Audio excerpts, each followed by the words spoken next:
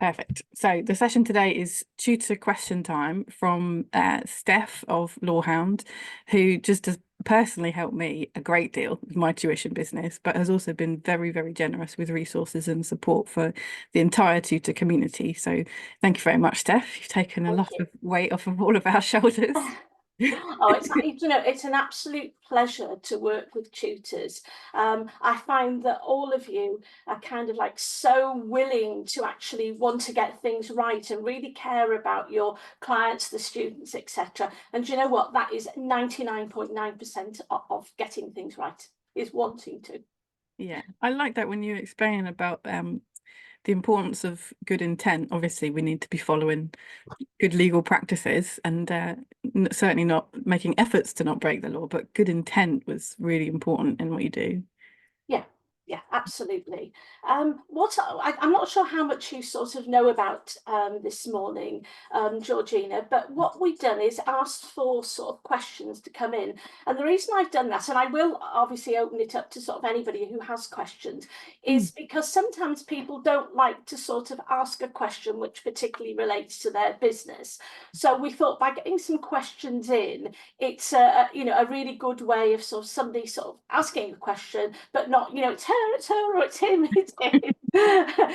So that what I've done really is sort of most of the questions we got were around what legal documents do I need.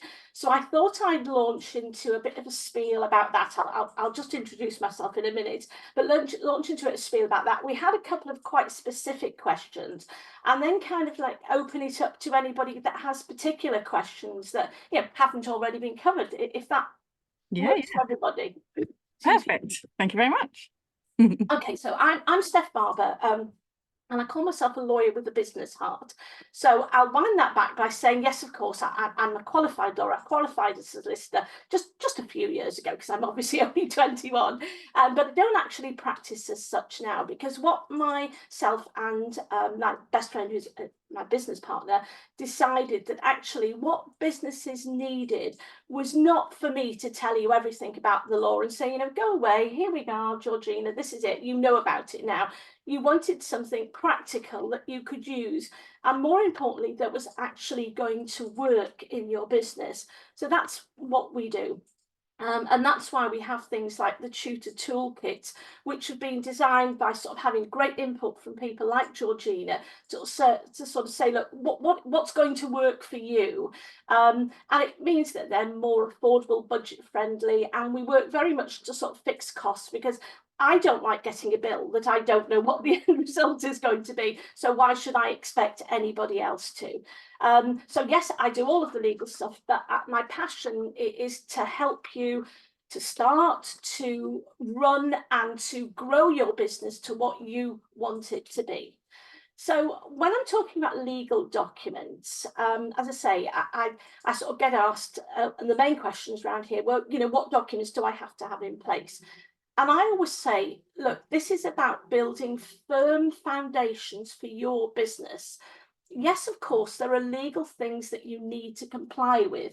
But do you know what? Terms and conditions are a brilliant way for you to sort of step back and think, how do I actually want to run my business? How do I want things to work? So, as well as covering the legal things, it's much more about kind of thinking about processes, thinking about things that are going to make your life easier. And I think we have to confess, don't we, Georgina, that we are process queens. We absolutely love processes and things. And I love processes because I think if you, for example, you know that you have to do something, to my mind, put a process in to cover that. So if, for example, you want to make sure that you have a safeguarding policy that you let everybody know about, then, get that safeguarding policy ready. Decide how you're going to do that. Are you going to pop it on a website, a landing page, or whatever? Pop a simple sentence in your emails, your regular emails, telling clients where to find it. Job done, little process. It saves me thinking, have I done that? Did I say? And the same with kind of processes for onboarding clients. So terms and conditions, as I say, is about having firm foundations. And the kind of things you need to think about is what kind of business are you? Are you the kind of business that is taking total responsibility? You know, we guarantee that, of course, you know, your child will always get a level 9 GCSE, you wish. Or are you saying, do you know what? It's up to you. We're going to give you the tools, we're going to give you the tutoring, but it is your responsibility. So if you have a student that comes to you and, you know, takes on board everything you said, I always end up with maths here now, but let's say you've covered algebra, and I hate maths, I have to say, very poor at it. But say you've done algebra, that, you know, say Georgina has covered, you know, a specific part of algebra. That student goes away, works on it, perhaps, you know, works on some resources and things, come back to the next week. You know, it's obvious, isn't it? That student is going to get a lot more out of it. So I think that's important, because I have been caught up with sort of situations where a tutor has worked very hard, delivered everything they've promised, and you know, my child didn't get a level 6. I thought they were going to get a level 6, you know. And what you probably want to say is, they didn't actually do anything. They spent the whole time watching TikTok instead of revising. But of course, it's having some things like that in your business terms and conditions that just make it clear what and who you are. It's also sort of, you've got to put some legal things in, like your contact details. So you don't have to be contactable in every way, but you have to make sure that, for example, if a client has a complaint, that they can contact you. So making sure that those details are obviously current. And people say to me, why do I need to talk about complaints in terms and conditions? Isn't that encouraging people? Absolutely not. It's quite the reverse. If someone knows that you're going to have this open and transparent relationship, they're more likely to raise with you what is like a tiny issue before they're keeping quiet and they're saying, oh, it's like so bad now. I really have to sort of pick up the phone and have a good shout at him or her or them. So that is important. It's sort of about who and what's going to deliver. Now, in an ideal world, of course, if a client comes to you, and I keep picking on Georgina, but comes to Georgina, they probably really want Georgina to handle the session. But there will be times when Georgina, perhaps through illness, through personal issues, can't do that. So a little bit in your terms and conditions that we don't guarantee who's going to provide the tutoring. We want to provide the best service, but there will be times when, for example, we'll keep the session, but somebody else does it. How you're going to deliver, making that clear, whether it's going to be online, are you going to meet the client face to face, and is that going to cost a little bit more? And if the client says to you, okay, you know, I'm here, that means you traveling, I don't know, 15 miles, who's going to pay for that? So just being clear about what you're offering, and payment, of course. Two things about payment in advance, and making sure that you have the right to stop a session or it not go ahead if payment hasn't been made. And the other thing as well is what's very common, are kind of like block bookings I refer to. So you might say, do you know what, I normally charge £40 a session, but if you book 10, I'm going to charge 360, so effectively one free. Now, what happens if the client then decides, okay, I'll take 3 sessions, but I won't have the rest?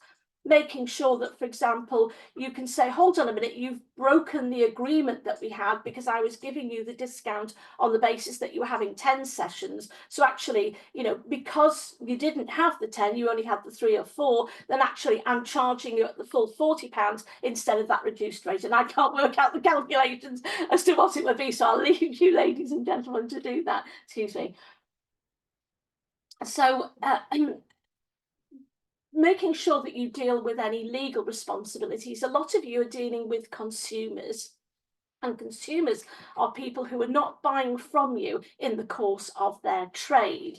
So you might say, well, another tutor or teacher that's buying something from you might be doing so in the course of their trade, but I'm sure it's very rare that you actually tutor other teachers. So consumers have a cancellation right, and they usually have 40 days. It used to be called a cooling off period, and no, it isn't called that anymore. It's just much easier to explain it in that way.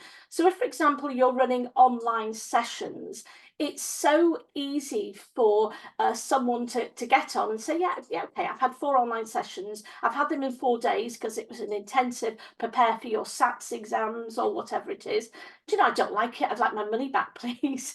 So unless you've covered that, there is a possibility, although it's morally incorrect, there is a possibility that the client could get that, and it's your responsibility as a business, no matter how small, to make sure that people are aware of that.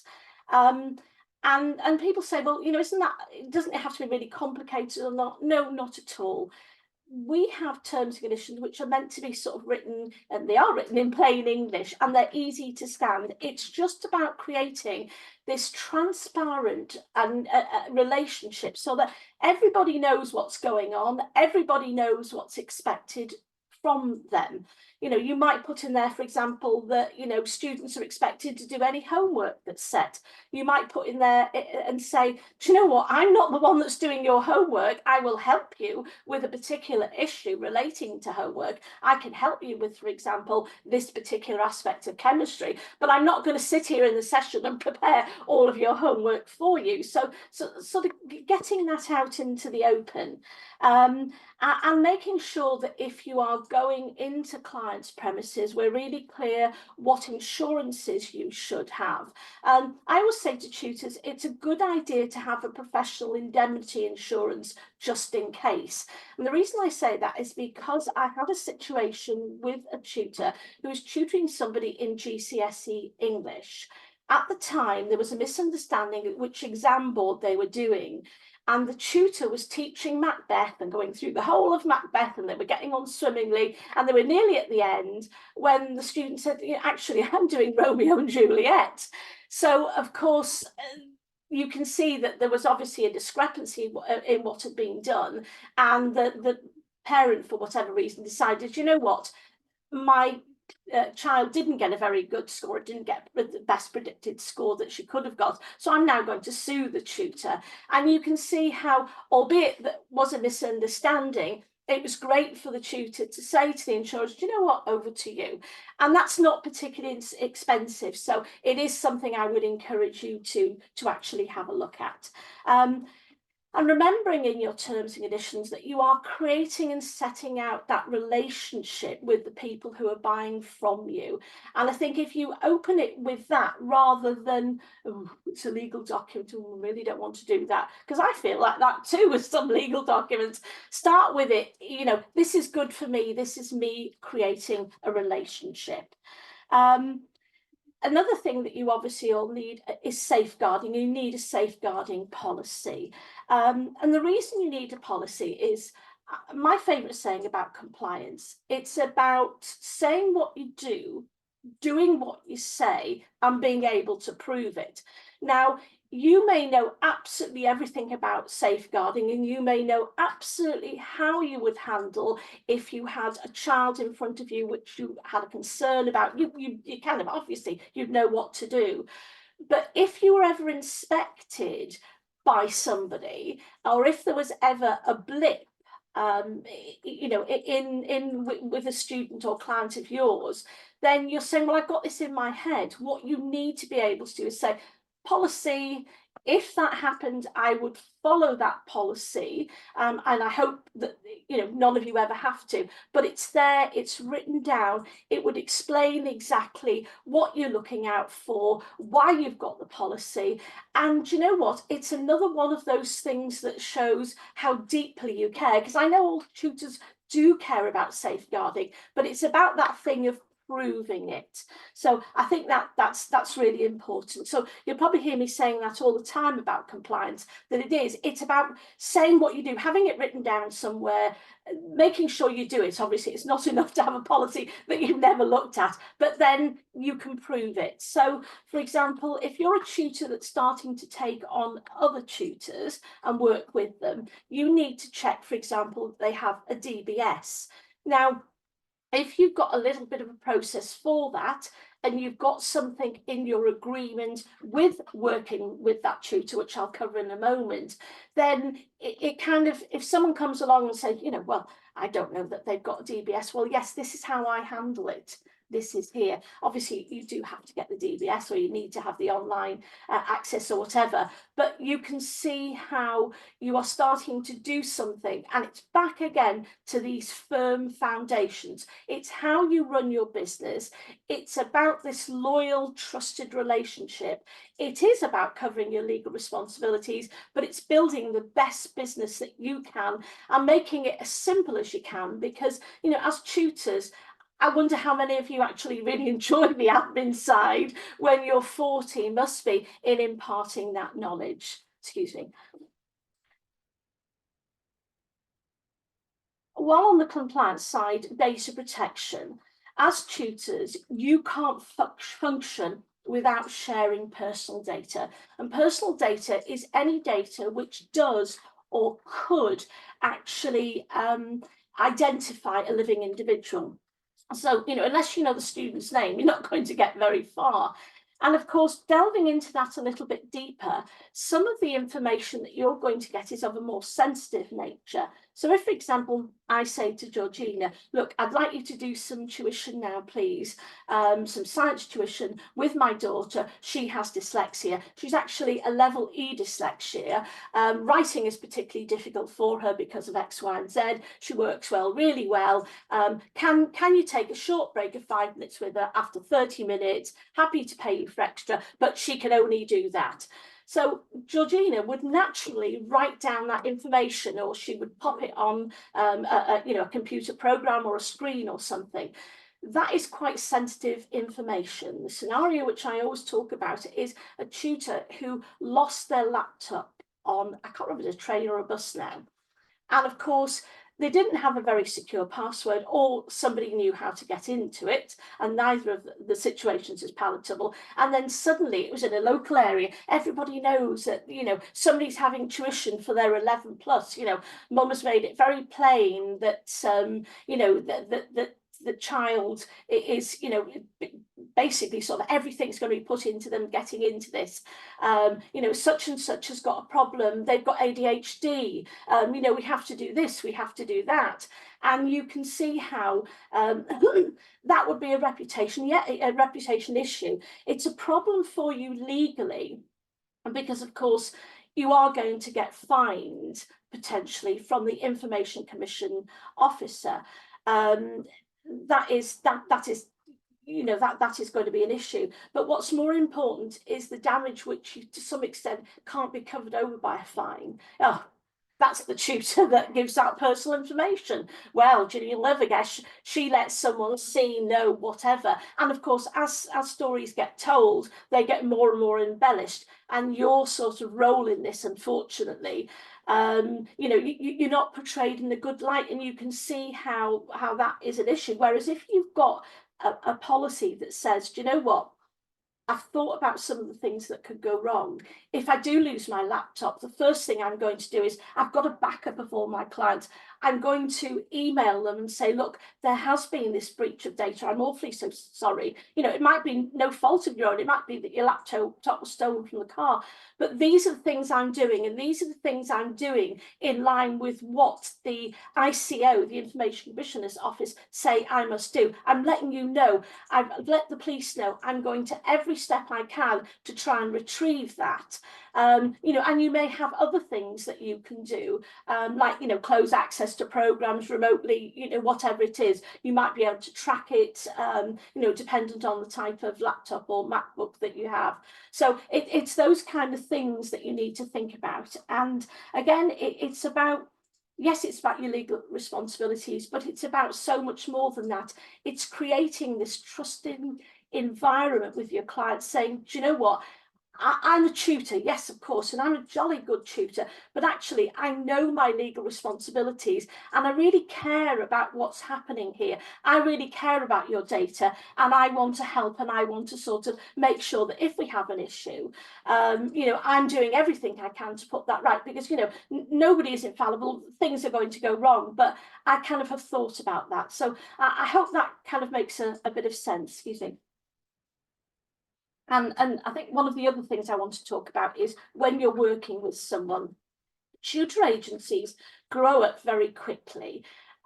Most of the tutor agencies that I've had the benefit of speaking to have said, well, actually, I started by myself and I do maths, and that's my thing. And you know what? I kept on getting asked for GCSE geography. And that is not where I want to go at all, because I'm very busy. But you know what? I met a tutor and he does GCSE geography, and I kind of like to work with them. And in the olden days, which I was quite fond of, before these changes, which I'm sure you're aware of, that was great. You could probably do something without too much problems. The minute you do that now, you're actually creating some sort of agency, unless you are just saying, do you know what, it's nothing to do with me, I don't want any money from this, I'm just passing on details, don't want to talk about it, don't want to think about it, don't mention it to me. That you might get away with, but that isn't the way that life works, because the GCSE, I'll call him Mohammed, the geography expert here, says, do you know what, actually, Georgina, I've got some people that would like to do some maths with you. Can I refer them back to you? And so, you know, we've got multiple agencies being created. And the best thing I can say is, yes, it is quite complex looking at employment agencies and employment businesses, but the EAS, who are the people that are enforcing it, are out there. And so they will want to see that you are doing everything you can to comply with your responsibilities. So having an agreement with that tutor on a freelance basis, you know, you're not employing them or anything like that. It's just a, you know, hey, sometimes when I've got a client that wants GCSE geography, Mohammed, let's work together. That is so important. And again, it's all about knowing, you know, where you stand with each other. It's about creating that trusted relationship with that other tutor or tutors, and that then flows back to exactly having that great relationship with your clients. So those are the main documents that I think sort of cover the questions that I needed to. And I don't know whether, because I've been spouting for quite some time, whether you want to sort of ask me some questions before I move on to just a couple of questions which don't fit into that. Thank you, Steph. That is really helpful. You've put in some very key terms. So if people are unfamiliar with any of those things, please feel free to ask for more clarification on that. As like Steph said at the beginning, questions are good. Yes, love questions. There was a question from Anita. Would you advise a page on our website where we can share safeguarding and medical policies along with terms of business? Yes, I would. Now, I'm not very techy, I have to say, but you can have pages which are hidden. And by that, I understand, and it's my very basic understanding, that unless you've got the link, you don't see those. So some people like to do that, because one of the other issues is, of course, people copying your terms and conditions. And that isn't a very good thing. It's not good for you, and it's not good for them, because unless they really know what they're doing, it causes issues, and it's copyright and you could sue them. So you might want to do that, but you know, I say you have to make sure before you sign up a client that they know your terms and conditions. So almost your first sort of your inquiry, if you like, email response, WhatsApp message, whatever, would be, hi, you know, lovely to hear from you. You know, I'd love to chat to you about James and him taking, you know, some sessions with me. All our work's on our usual terms and conditions, which you can find here. And those terms and conditions would normally have a link to your various policies, your privacy, your safeguarding, whatever. Or you might well say, you know, my terms and conditions and my policies. So that is one way of doing it. But, you know, there is you know, it's great to have them on your website as well, or as I say, a landing page. Or do you know what, you can just have them as PDFs which you send out. And you know, I'm attaching all of these. You know, unfortunately not many people look at them, but the important thing is, when you're creating a contract, you have to lay out what's on offer. So that's your terms and conditions. And you have to make sure that they see those and have the opportunity to read them before you say, hey, you're my client. Yep, we've agreed that now. So that is important. I like to kind of share multiple times the most important parts. So they all have the terms and conditions when they sign up. But like you say, I mean, I I'm happy to confess a lot of the time if I see a big long page of terms and conditions and I'm signing up for something, I'm like, yeah, it'll be standard. And then it's not always standard and I probably should be reading it. So the stuff that I want to make sure people read, I will Yeah. repeat it to them. Yeah, and I think there's no harm, I've seen sort of on websites some of those FAQs, which are the important things. Can I cancel? Yes, you can, up to 48 hours without any ramifications or whatever.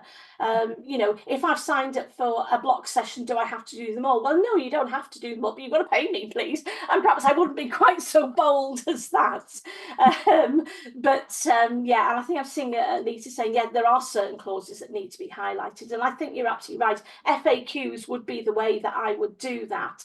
You can't make anybody read something. And, even I've written some of the most succinct documents and, people haven't read them, but do you know what? It's about giving them the opportunity. And do you know what? By having that little phrase, all of our work is subject to our usual terms and conditions and our policies. Have it on every email. Why not? It's reinforcing. What you can't do, of course, is say you will read these. Yeah, first lessons homework is to read and repeat back all of the terms and Terms and conditions. conditions, pricing them, yes, bullet points. We used to have to do that in the College of Law, actually, praising something. Oh No my. more than 100 words. About 50-page document, flicking through it, thinking, what? But there we go. It is actually good, and it is good advice, particularly if it's something that's important to you, particularly if it's obviously a high value. Any of you that are working with local authorities and things, please always do read through those, because there are lots of sneaky things that come in, and I'm afraid they do bite you. If you haven't read them. So yeah. I think this adds to your point earlier of making sure that they're written in easy to read language, Yes. because it's not Yes. about being fancy and having lots of legal terms that no one's going to understand. No. You want them to know It's what they're about saying. saying, it's about saying, you do this, we do this, we're providing this. If there is a problem, this is how it's going to happen. And just straightforward and simple. And I hope, Georgina, you'd agree that the sort of the toolkits, we try and make them as straightforward as we can do. Yes, of course, sometimes there are some legal bits that have to go on, but we try and explain them so that I actually, just as an aside note, when I'm writing something, I use an electronic, like not a spell checker, I can't think of the word, but something which reads through and tells me what age group this is suitable for. Oh, cool. And I always try and go for 12-year-olds, because I think it's easy to read, it should be relatively straightforward, and if somebody of 12 can read it, then anybody who's got sort of more able than that, it's going to be quick, it's going to be easy, it's not going to be, I'm sorry, you're referring me back to something and I don't know where that was, just give me the explanation of what that means here. And it's what I like myself, and I'm very fond of sort of making things easy and making things accessible. Yeah. No worries. But Choosing legal, I've got questions are welcome. So Anita's asked, I know the answer to this one. Do you have up-to-date templates for different policies in terms of business? Yes, you do, because I've bought them. Yeah, and they're actually really helpful. I mean, as you shared, you have these templates, but maybe would it be quite so willing to sing your own praises? But yeah, I bought these templates for a tuition and education employment business, and yeah, you have the documents that are pretty clear to read through and enter your own details and customize for your business, with information videos kind of explaining everything that you need to do to make that up to date for your business. So what was absolutely petrifying, because like you say, the fact that people can potentially sue you and cause massive problems for your business, to have documents that will protect me from that are a big relief. And you don't get that if you just copy it from somebody else, because I don't necessarily understand what it's doing if I'm just taking some legal blurb and pasting it on my website. No, and one of the things, Georgina, is that I think is really misleading is somebody will take terms and conditions from another jurisdiction, for example, the state of California, and they will adapt those and they will kind of, they'll take out the bits that relate to California, but all the things behind it is basically making them so liable for things which they don't have to be for here in the UK. And I actually had that situation, and it was really sad because they got it in their terms and conditions. They believed that they had to do all of that. Yeah. Oh, well, there's very different rules in America and in different states of Absolutely, America that I do not want to get involved in. yeah. Yeah. Does anyone have any position where they're maybe not entirely confident with the current state of their terms and conditions and their legal documents? If you have questions that you want to ask that are quite specific, you're very welcome to just ask them directly to myself or to Steph rather than publicly share your business details. Yeah, it's very helpful to check on things to kind of take some of that pressure off. Whilst people are maybe thinking or doing that, you mentioned earlier about the importance of insurance, and that's potentially worth repeating, because I know for myself, I didn't have insurance on my business for a very long time because my experience of insurance for my car is, I mean, let's just go for the cheapest option possible because it's not actually that helpful anyway. Yeah. It's a very different story for business. Yeah, and I think it's as your business grows, and particularly if that's, this is, you're going to make this your sort of career rather than something you just do for a few hours a week kind of thing. If you're wanting to expand it, I think it is so important. We are, unfortunately, in the UK, becoming far too fond of litigation. We are following what's in the state, and sadly, I've been involved in things that are completely unfair. And yes, of course, we've been able to sort them out, but the time, the money, the effort, and all of that in doing that, there's something nice to be able to say, deal with insurers. It's not me. Yes, I'm not saying you don't have to put any effort in, but that, when somebody's saying, I'm going to sue you for £30,000 because, such and such didn't get into the grammar school that they wanted, and it's all your fault, because it's never anybody else's fault, is it? It's all your fault, and you didn't do it, you didn't cover this, and, another tutor covered, basic Big Bang Theory for astrophysicists at your 11 plus. I can't believe you didn't do that. And so you can see how it can cause some issues. I have got those other questions, Georgie, if you want to if people are still sort of thinking about it. And this I thought was a really great one. Somebody who's working as an independent private tutor, so she has a sort of she's it basically, her main sort of the main tutor is my understanding, and she very often works with tutor agencies for getting in work. And she says she's aware that there are tighter rules now, and how can she be sure whether the agency is compliant and what to do if they're not? And I think the important thing is, if you are going to work with another tutor, whether that's an agency, a very small business, whatever, you do need to have an agreement in place. You do need to decide things like responsibilities. So is it a case of, I'm passing this client completely over to you, I want nothing to do with them?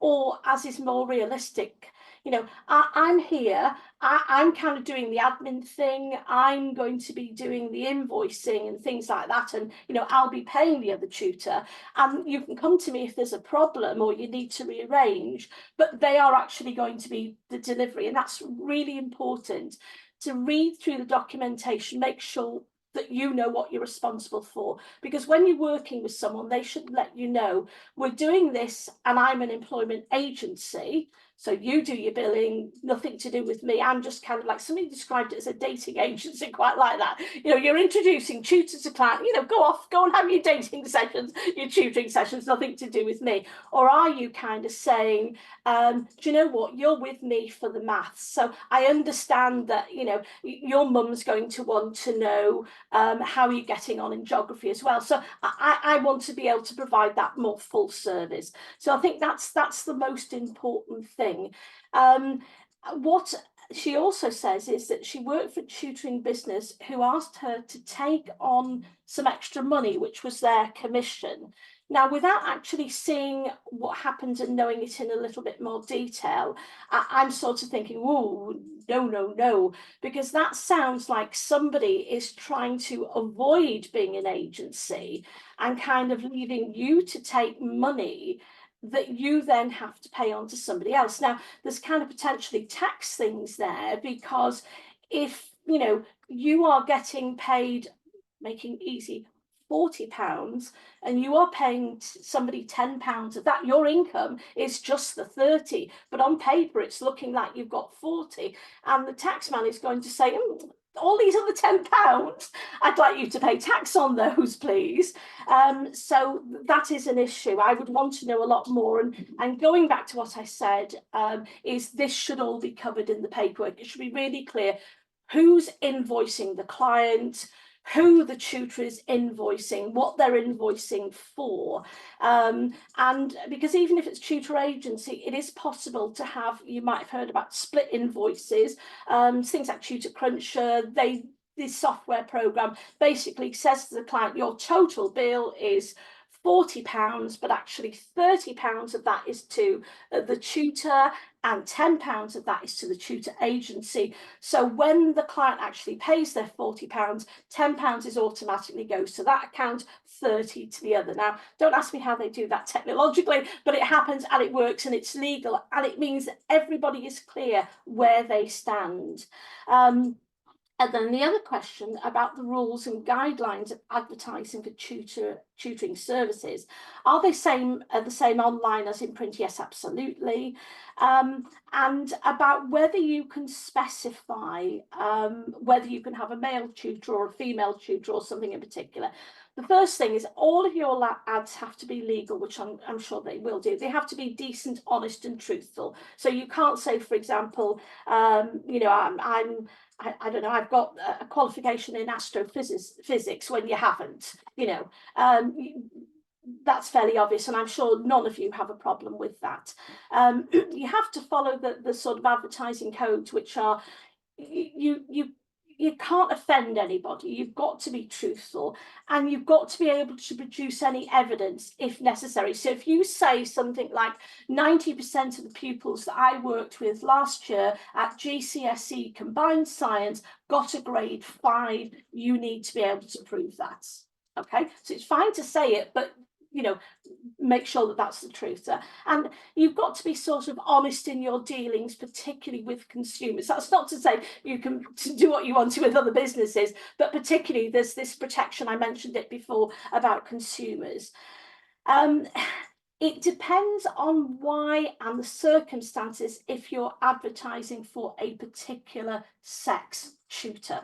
So, for example, if you are offering tutoring in a woman's refuge, and the student and the client are going to be in that refuge, it kind of makes sense that it would be okay to do that because of the particular reasonable requirements that are needed. Because, you know, obviously you're going to have, you know, people that have experienced severe trauma, and, you know, in some circumstances, just a male tutor walking in could cause a lot of issues. So it really depends on the real requirement. You know, just because I want to know, because there's a real reason based on these circumstances, yes, there's a possibility you could do that.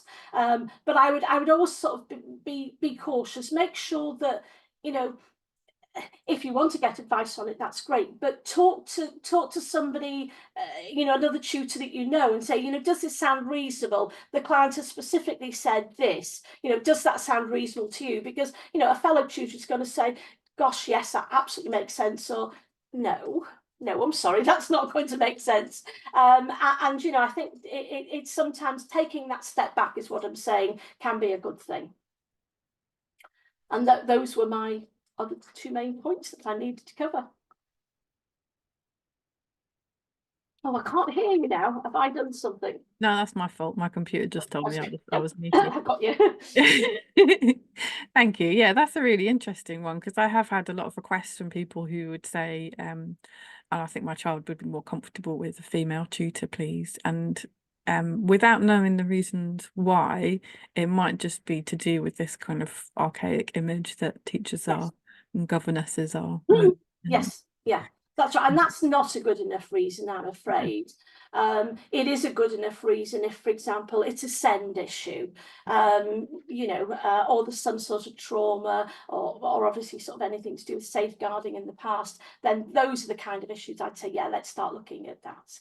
Now, obviously, when you are, this was about advertising, when you are actually choosing the tutor that you're going to put with a client, if you're a tutor agency, it makes perfect sense to take into account the requirements and the needs of the client. And, you know, if you have two tutors and they're both sort of on paper absolutely perfect, you might lean towards choosing somebody that you think is best suited towards your client. But otherwise, we are very much walking, if you think about it, into the realms of discrimination, which none of us want to do. No. I've had some terrible requests from parents that are quite obviously discrimination. They'll like see from a photo of a tutor. No, I don't really want that one. I'm like, can you explain to me why? Or I don't really want your business.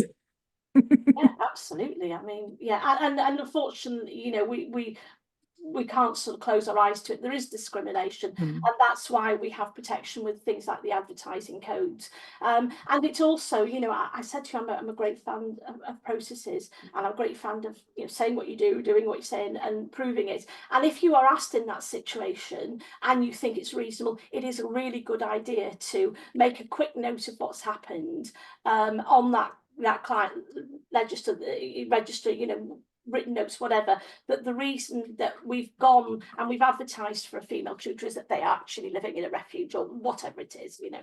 Yeah, absolutely. Is there anyone that's feeling any kind of concerns about legal documents, or are people feeling more comfortable with what they have in place? Going back to the policies and stuff, Steph, Mm-hmm. if we've got our policies in place and we've written them, is it worth getting a solicitor to look them over and just check they're okay? Like how much checking do you need? I think yes, I would say it's always a good idea, simply because, you know, these things aren't static. You don't have the same terms and conditions for the next 20 years because you will evolve, your business will evolve, and your legal responsibilities will change. So I think it's a good idea. I think that, you know, we have a service, for example, whereby someone sends me their documents and we sit down sort of on a Zoom session and just go through the bits. You know, you might say, look, the bit that concerns me is this, but can you have a quick look through it so we can kind of focus on what actually needs to be done? It worked really well with sort of a client I had just a couple of weeks ago, and she was able to take notes. She made those changes, and that was absolutely right. And I think it took us about an hour to go through everything, but she was really happy and confident. I would say if you are if you've borrowed your terms from somebody else, or you haven't had them sort of from a specialist or drafted for you, I think it's an incredibly good idea, remember, because I don't think you can actually buy that peace of mind. And of course, you know, you're never going to think, oh, I've got wonderful terms and conditions, until there's a problem, until there's a complaint, until there's an inspection. And that's when you really need to know, do you know what, I'm happy with these. Okay, thank you. Yeah, it's too scary. And the same Yeah. thing Anita said, yeah, that would just to have someone look at them and then you know that everything's good. Don't need to find out. So I'm assuming that there will be details shared in Qualified Tutor about how to access these, but for now I won't assume, and I will share where people can find you. So lawhound.co.uk is the business website. Yep. And there's lots of resources in there on the blog and podcast about how to kind of learn a bit more about the things that you might not have considered. But I would definitely recommend having a chat with Steph, because I'm just sort of having a look, because if you just want to sort of have a look at our things that we've got, and just bear with me for a minute because I think I'm clicking and I'm sure I've lost you, but it's lhg.newzenler.com. And that's where you can sort of buy a lot of the services and things, and have a look at what we've got. And there's a couple of free webinars on there as well. There's one I think about 3 things you've got to know about data protection, and I think I'm probably back to my favourite topic, which is terms and conditions.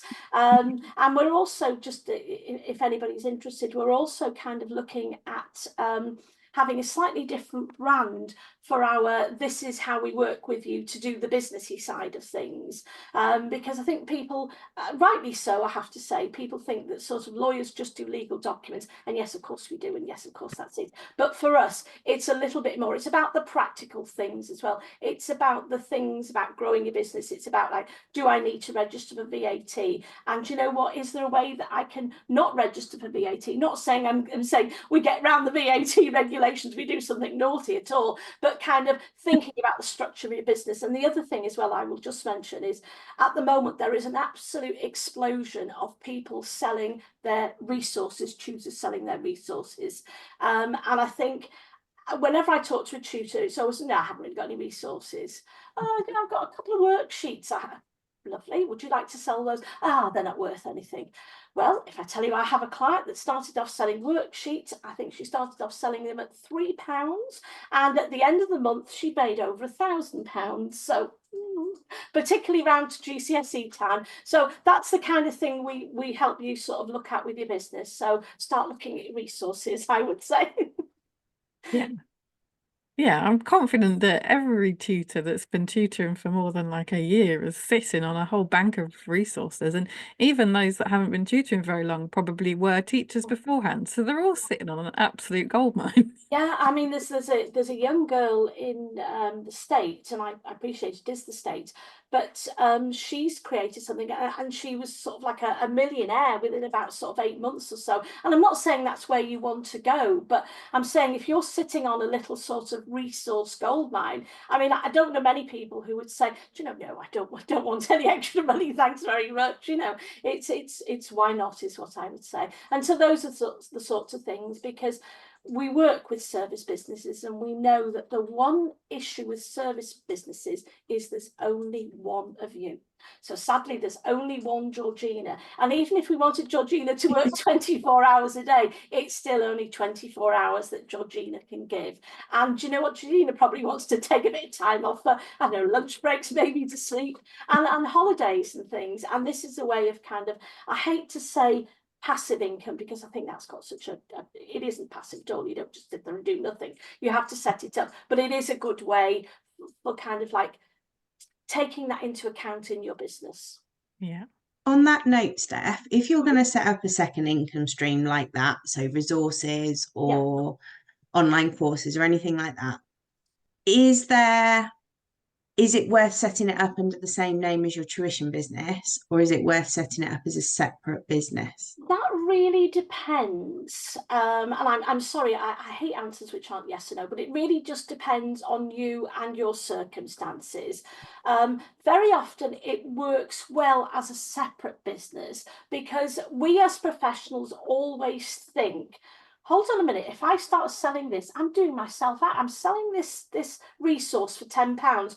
Somebody could come to me and pay £30 a session, and we think, and it's something I've shared, we think we're competing with ourselves. So sometimes having something which is I don't know, whatever it is, GCSE workbooks or something like that, which is so obvious what it is, or sort of 11+ workbooks, whatever, resources, the videos and things that you might want to make, the resources that you want to work, it's sometimes easier to have that separately. Particularly if you're a tutor agency, it might be that your accountant sees tax benefits and VAT benefits for that. And say, again, I'm not saying to do anything wrong. I'm saying that they know the rules that kind of maximize these for you. Because the other thing I also get asked, Emma, is, well, there are lots of free videos on YouTube, absolutely, but never ever underestimate the fact that people like to go to one place for one thing. Finding those things on YouTube can be difficult. Going to, Emma Harper's you know, geography GCSE resources, brilliant. We know what she's doing. We know exactly where she is and we know what to find. On that note then, if it's a separate business, how do we stand legally on advertising it on the same Facebook page and advertising it together? So if we would we have to completely keep it separate, or can our tuition business advertise our resources? Yes, you can advertise it, providing that you're being truthful about it. So, excuse me. You know, you might want to say there are some great resources here, and this is the link. That would be fine, because you might say that, you know, if Georgina has some resources, you might say, hey, you know, there are some great resources here. Yes, of course you can do that. But so long as people know the business that they're going to, that they're buying from, and, you know, you're not sort of being anything that's untruthful or misleading in any way. So, you know, bold hard facts, yes, that, you know, this business does some GCSE resources which start from £5 or whatever, or we've got a membership which starts from £5 a month, whatever it is. Yeah, that's absolutely fine. And, you know, speak to your accountant to make sure that that's absolutely right. And you might not need to do that if you're a smaller business. But what people tend to find is actually the resource business grows if they put the effort into marketing a lot faster, because, as I said, there's only one Emma Harper. So Emma Harper, we can only make her do 24 hours in the day maximum, sadly. Okay, thank you. Thanks. I like that. Everyone's going to get a bunch of ideas now. We're going to be putting some resources up on our websites. It was questions I'd already got from my accountant, for my accountant, and I was like, oh, actually, it'd be nice to hear a solicitor's point of view as well. Yeah.